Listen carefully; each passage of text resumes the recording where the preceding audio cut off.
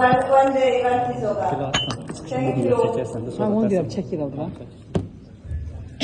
Çok sağ olun, teşekkür ederim söz verdiğiniz için. Adım Mehmet Bayramov, Ekosur Kooperatif Sərdiyə. Bizim xalqlarında yerləşir, 500 yıllar, 100 nəfərdən çox əhalini əhatə edirik. Bizim vizyonumuz 2030-cu ilə qədər kənd təsərrüfatı məhsullarının 40%-ni kooperativlərin tərəfindən istehsalıdır. Yəni, bu 40%-ə çatmaq üçün aşağıda göstərilən dəstəkləri və problemləri həll etmək lazımdır ki, biz bu 40%lik nəticəyə çata bilək. İlk öncə onu qeyd etmək istəyirik ki, kooperativlər arasında əməkdaşlıq mütləq şəkildə olmalıdır. Kommunikasiya, yəni bu mütləq amillərdən biri kimi qeyd olunur. İkinci, burada sənədləşmə, yəni qeydiyyat prosesinin asan olması, vahid bir baza, vahid bir sistem üzərindən olması, qeydiyyatləşmə, qeydiyyat...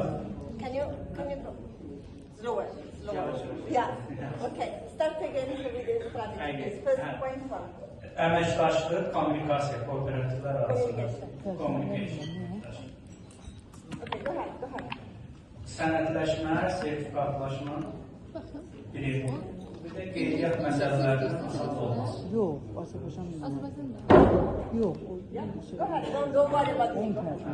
Daha sonra isə burada iclasın başlanğıcında natiflərdə qeyd elədiyi kimi bu maliyyə əlçatanlığının asanlaşdırılması məsələsini burada vurğulamaq istəyirik. 2030-cu ildə kənd təsərrüfatı məhsullarının 40%-nin korporativlər tərəfindən istehsal olunması vizyon.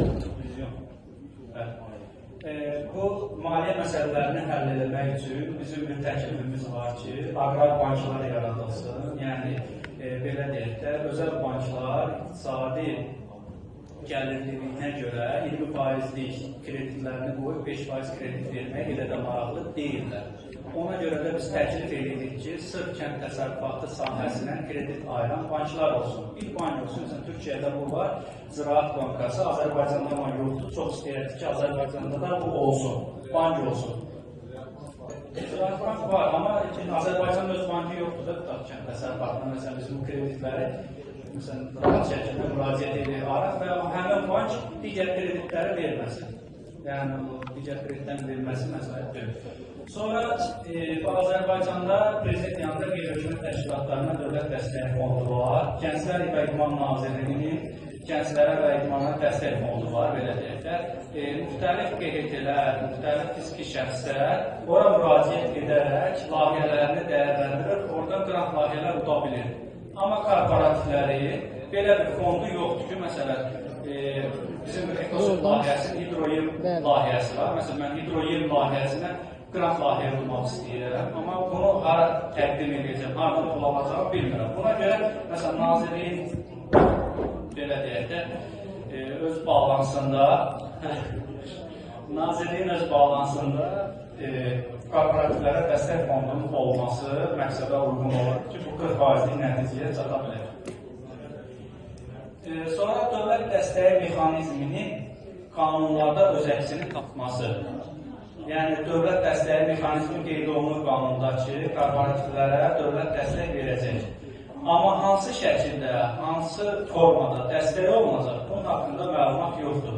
Tutaq ki, adi fiziki şəxs, Məclis Ekosur Korporatividir, öz istiqamətimizdən məlumat verəcəm. Tutaq ki, inəyə dövlət dəstəyi ilə alır cinsinə 60%. Amma korporativ kimi bu inəyə alanda, ona heç bir əlavə dəstək nəzərdə tutulmur. Ola bilər ki, məsələn, bu rəqəm kimi deyiləm. Fiziki şəxslər 60% verilirsə, korporativlərə 70% verilsin. Və yaxud da subsidiyalarda da onun kimi fərqli dəstəklər olsun. Daha sonra qrup üzvlərimiz qeyd elədi, logistikanın olması, bu məhsulların xarici və yerli bazara daşınmasına, xüsusi logistik imkanların yaradılması, bizim sənədlər də açılır, yəni logistika bizim üçün önəmlidir. Xüsusən tez xarab olan mallar üçün soyuducu, dondurucu maşınlarda bu logistik xidmətlərin göstərilməsi. Bir də kənd təsərrüfatının ən böyük problemlərindən biri sizə hal-hazırda deyəcəm, biz niyə inkişaf edə bilmirik. Bu, neçə illik belə deyək də, araşdırmanızın nəticəsi kimi belə deyə bilərəm ki, əgər kənd təsərrüfatı sahəsində inkişaf eləmək istəyiriksə, əl əməyini azaltmalıyıq. Əl əməyi kənd təsərrüfatında nə qədər az olsa, o qədər çox inkişaf edə biləcəyik. Yəni burada robotlaşmadır, xüsusi texnikalardır, mexaniki qurğulardır. Bunlar nə qədər çox olsa, inkişafda o qədər çox olacaq. Sonra marketing. Düzdür, marketing böyük bir anlayışdır, belə deyək, iqtisadiyyatda. Bu, korporativlərin marketingi yüksək səviyyədə olmalıdır. Həm daxili, xarici bazar qiymətləndirməsi, malın qiyməti bunlara aid eləmək olar, yəni istehsal olan məhsulların. Bir də bizdə, məsələn, korporativlərdə məhsula görə subsidiya yoxdur. Məsələn, tutaq ki, biz süd korporativiyik, süd istehsal edirik, süd məhsulları. İstehsal elədiyimiz məhsula görə çox istərdik ki, dövlət tərəfindən kiçik də olsa subsidiya verilsin. Məhsul subsidiyası. Tutaq ki, mən il ərzində 50 ton süd istehsal edirəmsə, heç olmasa onun 5 qəpik, 10 qəpik hissəsi dövlət tərəfindən qarşılansın ki, bu həm sahibkara dəstək olsun, həm də bir stimul olsun ki, yəni bu sahədə bir subsidiya var. Senin bu ət istehsalına, digər korporativlərdə, məsələn, meyvə istehsalına, digər istehsallara aid olma bilər. Sonra korporativlər haqqında qanunda mən bunu oxumuşdum. 11.1.9-cu maddəsi var. Ora baxarsınız, zəhmət olmasa, korporasiya haqqında qanunda. Orada dövlət sifarişi yazılır. Yəni, dövlət sifarişi əsasında korporativlərdə məhsul istehsalı. Yəni, istehsal olunan məhsulun müəyyən bir hissəsi dövlət sifarişi əsasında korporativlər istehsal eləsə daha yaxşı olar. Yəni, həm burada dövlətin də marağı olardı, həm də korporativlərin də marağı olardı ki, belə deyək də, planlı iqtisadiyyat kimi deməyək buna, ancaq normal şəkildə sifariş olsun. Məsələn, daxili tələbat ödəmək üçün dövlət müəssisələri var ki, onlara ərzaq lazımdır. Həmən ərzaqları qarşılamaq üçün korporativlərin istehsalı mütləq şəkildə nəzərə alınsın.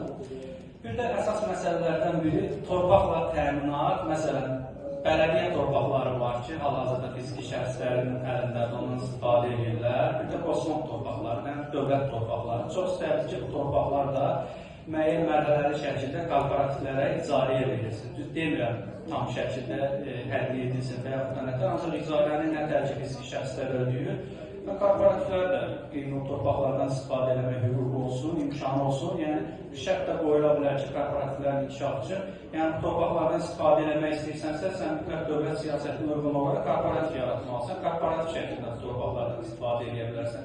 Yəni, sən fiziki şəxs kimi öz marağına görə torpaqlardan istifadə edə bilmərsən. Yəni, belə bir şərtlər olsa, korporativlərin inkişafı daha yaxşı olar. Bir də bizim problemlərdən biri, yəni bu cins heyvanların, xaricdən gələn cins heyvanları hal-hazırda qadağa qoyulur, yəni ölkə ərazisinə, yəni ancaq damazlıq təsərrüfat şəkildə gətirə bilərsən. Çox istəyir ki, bu qadağa aradan qalsın, artısa 3 il bundan öncəki vəziyyətə qayıdaq ki, normal şəkildə xaricdən Avropadan biz cins heyvanları gətirə bilək, çünki onların süd verimi biznes üçün daha yaxşıdır və çox istəyir ki, o heyvanlar gəlsə, biz də ölkədə ət süd istehsalını artıra bilərik. Çox sağ olun, təşəkkür ederim.